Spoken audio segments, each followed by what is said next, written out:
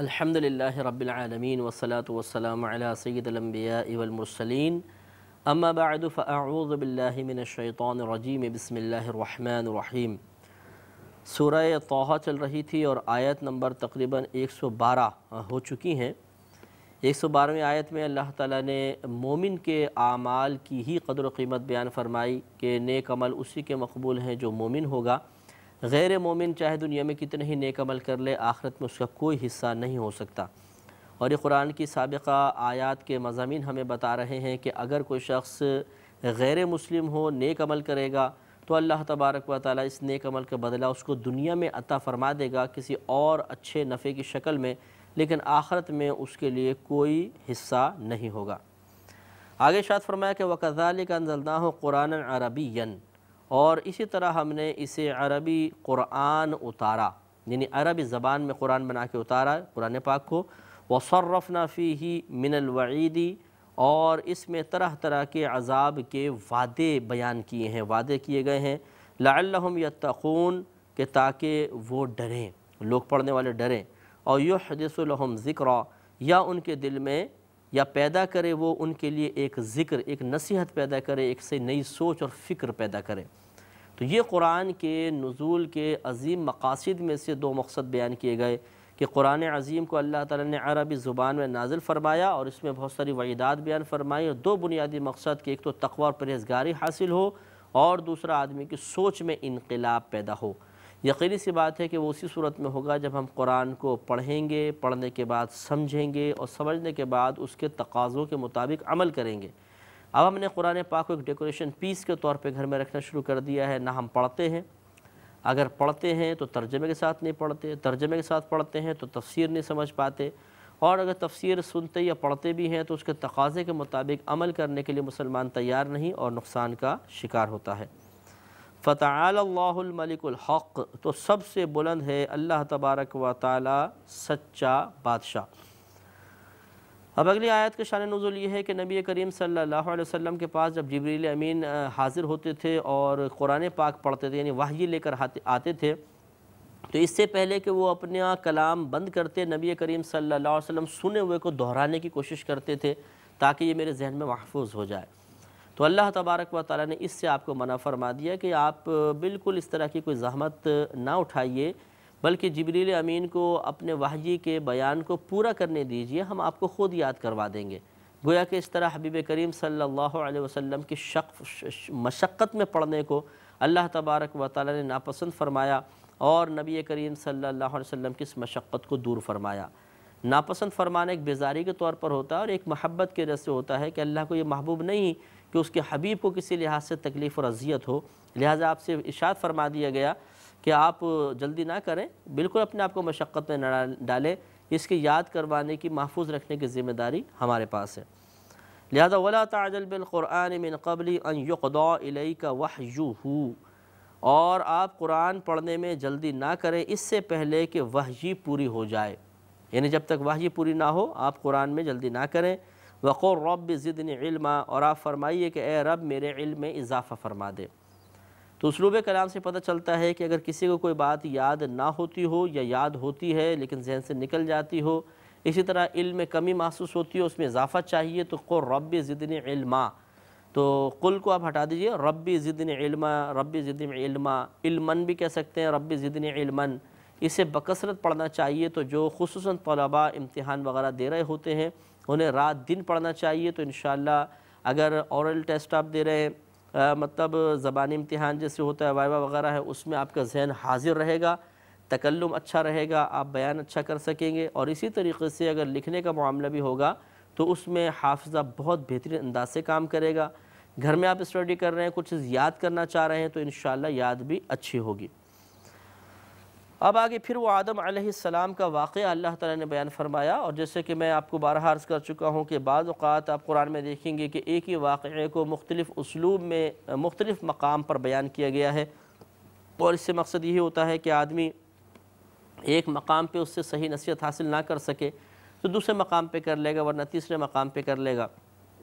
اور بعض اوقات ہم درمیان سے قرآن کو شروع کرتے ہیں تو کچھ ایک ہی قسم کے واقعات نکل جاتے ہیں، پیچھے آگے سے ہم شروع کر رہے ہیں تو آگے جب دوبارہ واقع آ جاتا ہے تو دوبارہ اس سے اکتساب ممکن ہو سکتا ہے۔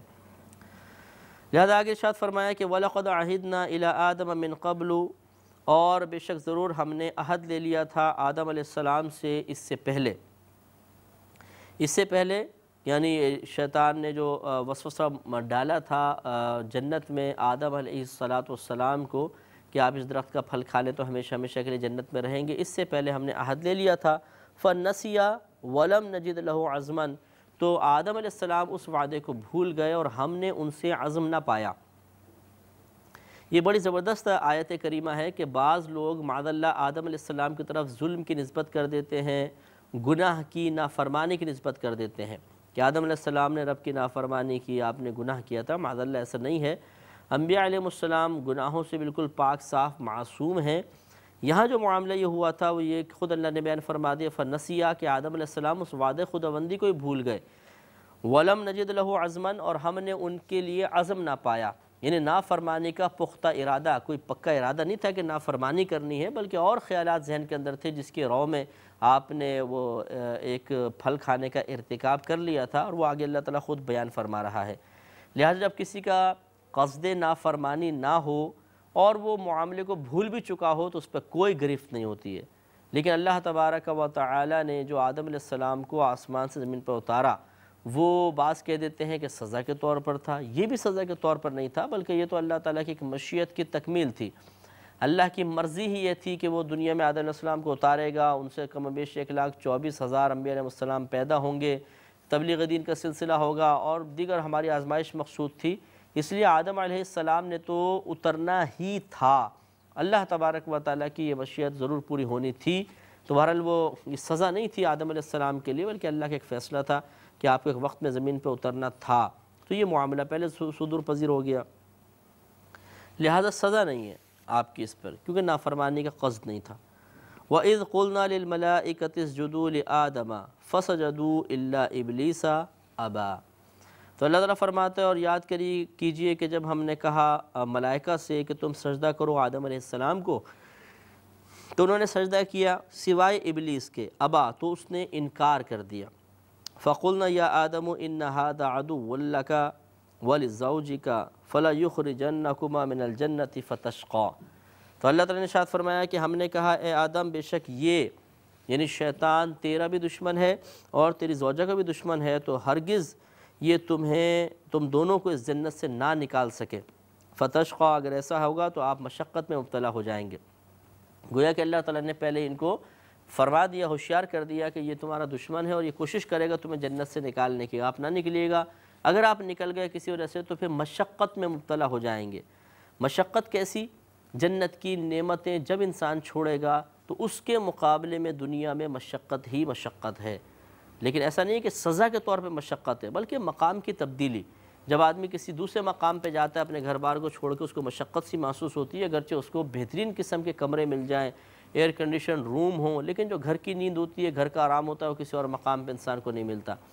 تو جنت تو پھر جنت ہے، اسی وجہ سے اللہ تعالیٰ نے آگے جنت کی صفات بیان فرمائیں کہ دنیاوی مشقت کیوں ہوگی، اس اعتبار سے نہیں کہ ہم آپ کو سزا دے رہے ہیں، بلکہ اس اعتبار سے کہ دنیا کی نعمتیں جنت کے مقابلے میں انتہائی کمتر اور حقیر ہیں، اور وہاں جنت سے نکل کے جب کوئی دنیا میں آئے تو اسے واقعی بہت شدید مشقت محسوس ہوگی، اگرچہ بطور سزا نہیں ہوگی، نارمل حالت ہوگی، ایسا نہیں کہ کوئی باقاعدہ سزا کے لیے اسباب مہیا کیے گئے۔ لیکن ہم دنیا میں اگر رہیں، جسے میں نے بھی آپ کو مثال دی کہ ایک آدمی اپنے گھر میں رہنے کا عادی ہوتا ہے، جب وہ کسی اور کے پاس بطور مہمان جاتا ہے، وہ آؤ بھگت میں کتنی ہی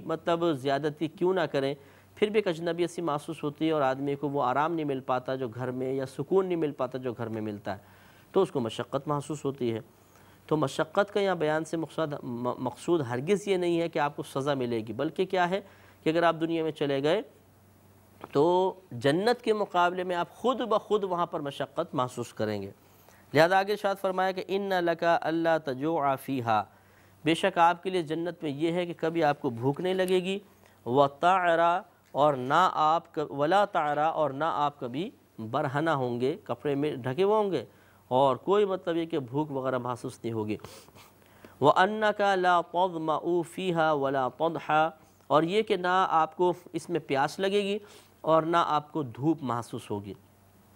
کیونکہ جنت میں دھوپ نہیں ہے، اور وہاں پہ روشنی ضرور ہوگی لیکن دھوپ نہیں ہوگی، کیونکہ دھوپ میں اذیت ہے، اور جنت میں کوئی اذیت کا سامان نہیں، تو نہ پیاس لگے گی نہ دھوپ ہوگی۔ فوسوس الیہ الشیطان، تو شیطان نے آپ کی طرف ایک وسوسہ ڈالا۔ قال، اس نے کہا، یا آدم هل ادلک علی شجرۃ الخلد، اے آدم علیہ السلام کیا میں آپ کو ہمیشہ رہنے والے ایک درخت کی طرف نشاندہی نہ کر دوں، یعنی جس کو کھا کے آپ ہمیشہ ہمیشہ جنت میں رہیں گے، وملک لا یبلا، اور ایک ایسی بادشاہت کی طرف نشاندہی نہ کر دوں جو کبھی بھی پرانی نہیں ہوگی۔ تو انہوں نے کہا چلو ٹھیک ہے بھائی، اگر تم اس طرح کہہ رہے ہو تو کرو، بتاؤ۔ تو کہا بھئی یہ کھا لیجئے۔ اب انہوں نے کھا لیا تو اللہ تعالیٰ نے ارشاد فرمایا فَأَكَلَا مِنْهَا، تو ان دونوں نے اس میں سے کھا لیا۔ فَبَدَتْ لَهُمَا سَوْآتُهُمَا، تو ظاہر ہو گئیں ان کے لیے ان کی شرم کی جگہیں، یعنی لباس اتر گئے۔ فَطَفِقَا يَخْصِفَانِ عَلَيْهِمَا مِنْ وَرَقِ الْجَنَّةِ، تو ان پر جب شرم کی چیزیں ظاہر ہو گئیں تو وہ جنت کے پتے اپنے اوپر لگانے لگے، یعنی جنت کے پتے توڑ کے اس سے ستر کا اہتمام فرمانا شروع کر دیا۔ وَعَصَىٰ آدَمُ رَبَّهُ، اور آدم علیہ السلام نے اپنے رب کے حکم کی، بظاہر ترجمہ ہے نافرمانی کی، مطلب یہ کہ اجتہادی خطا میں مبتلا ہو گئے۔ فَغَوَا، تو جو آپ نے چاہا تھا وہ نہ پا سکے۔ بعضوں نے غوا کا ترجمہ گمراہ لکھا کہ آپ گمراہ ہو گئے، یہ نہیں، گمراہ نہیں ہوئے تھے، کیونکہ یہ تو اجتہادی خطا تھی۔ آپ نے سوچا تھا کہ اب خود ہی اللہ نے فرمایا فَنَسِيَ وَلَمْ نَجِدْ لَهُ عَزْمًا، وہ آدم علیہ السلام بھول گئے تھے اور ہم نے ان سے نافرمانی کا قصد بھی نہیں پایا، اور جو چیز قصد کے ساتھ نہ ہو، آدمی پہلی بھول چکا ہو، اس پہ گرفت نہیں ہوتی ہے۔ جیسے روزہ آدمی جان بوجھ کے بعض اوقات توڑ لیتا ہے لیکن اس کو روزہ دار ہونا یاد ہی نہیں ہوتا، تو شریعت کے مطابق اس کا روزہ ہو گیا کیونکہ بھولے سے کھایا پیا،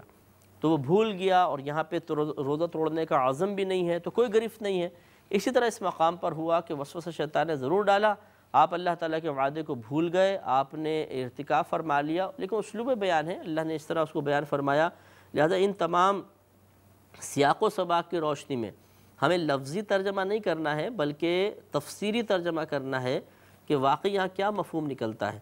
وَعَصَىٰ آدَمُ رَبَّهُ، تو آدم علیہ السلام نے اپنے رب کے جو احکام تھا، حکم تھا، اسے پورا نہ فرمایا۔ فَغَوَا، تو جو کچھ آپ نے چاہا تھا وہ حاصل نہ ہوا، یعنی وہ کیا حاصل کرنا چاہتے تھے؟ ہمیشہ یہاں پر رہنا، ہمیشہ قائم رہنے والی بادشاہت، تو وہ آپ کو بہرحال فی الحال یہاں پر حاصل نہ ہو سکی۔ ثُمَّ اجْتَبَاهُ رَبُّهُ، پھر ان کے رب نے انہیں منتخب فرما لیا۔ فَتَابَ عَلَيْهِ وَهَدَىٰ، تو اللہ تعالیٰ نے اپنی رحمت سے ان کی طرف رجوع فرمایا اور ان کو اپنے قرب خاص کا راستہ دکھا دیا۔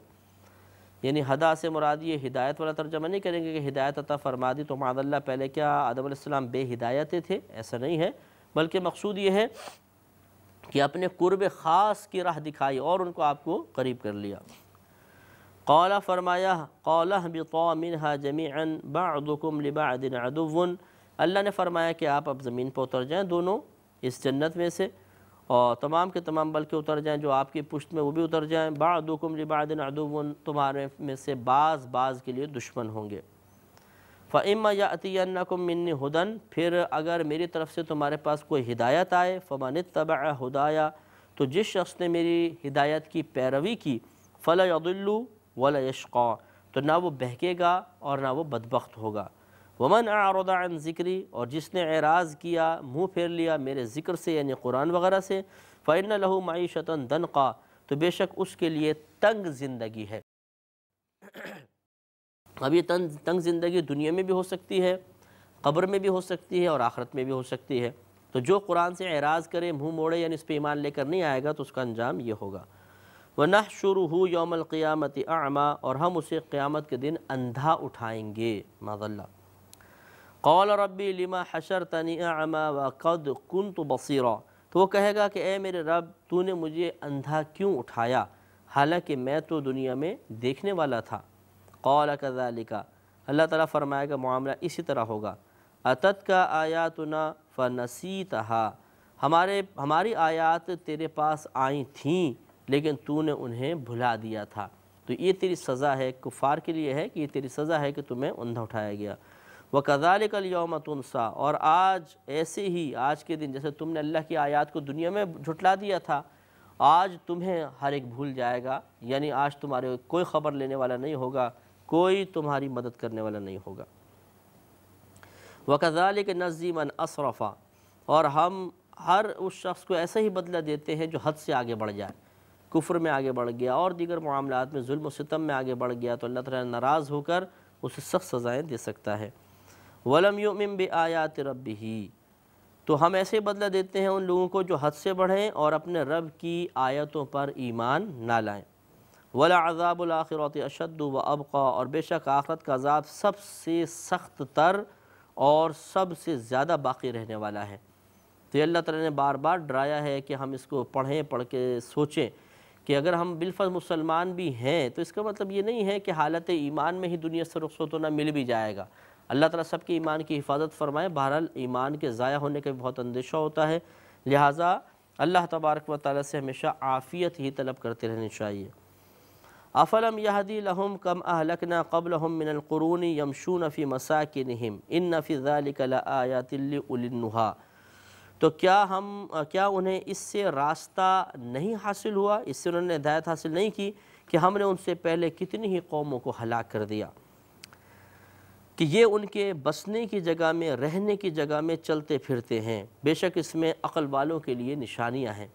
تو گویا کہ اللہ تعالیٰ نے بیان فرمایا کہ کیا یہ پچھلی قوموں کے جو نشانات، عذابات ان کی بستیوں پہ نازل ہوئے ان کے پاس سے نہیں گزرتے، نہیں دیکھتے ہیں، تو پھر اس سے عبرت اور نصیحت حاصل کیوں نہیں کرتے؟ تو انشاءاللہ اب جتنا آگے یہ معاملہ ہے یہاں تک ہم اپنے آج کے پروگرام کو ختم کریں گے۔ اگلا معاملہ، آگے کے جو معاملات ہیں وہ انشاءاللہ اگلے پروگرام میں عرض کیے جائیں گے۔ وآخر دعوانا